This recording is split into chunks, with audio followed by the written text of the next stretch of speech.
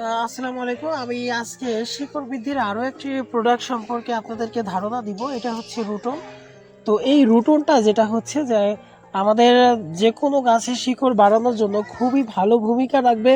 আপনারা যদি এই রুটনটা আপনারা যদি গাছের গোড়ায় সারের সাথে প্রয়োগ করতে পারেন সেক্ষেত্রে অত্যন্ত উপকারী হবে। আপনারা এই রুটনটা যে কোনো সারের সাথে মিশিয়ে আপনারা দিতে পারেন। তো আশা করি বুঝতে পেরেছেন যে যেহেতু আমাদের গাছে যদি পর্যাপ্ত শিকড় থাকে সেক্ষেত্রে কিন্তু ফুল ফল এবং গাছের গ্রোথের জন্য খুবই ভালো ভূমিকা থাকবে।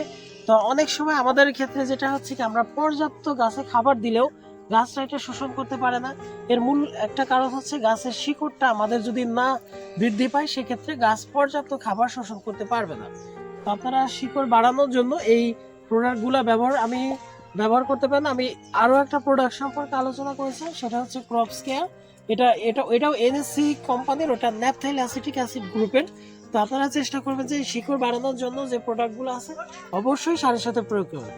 তো আজকে এ পর্যন্তই, সবাই ভালো থাকবে। আমি অন্য কোনো ভিডিওতে আপনাদের সাথে আলোচনা করব। আমি ফারদিন আহমেদ, আমাদের গ্রুপ ইঞ্জিনিয়ারিং অ্যাগ্রো থেকে আমি সবাইকে বিদায় জানাচ্ছি। আল্লাহ হাফেজ।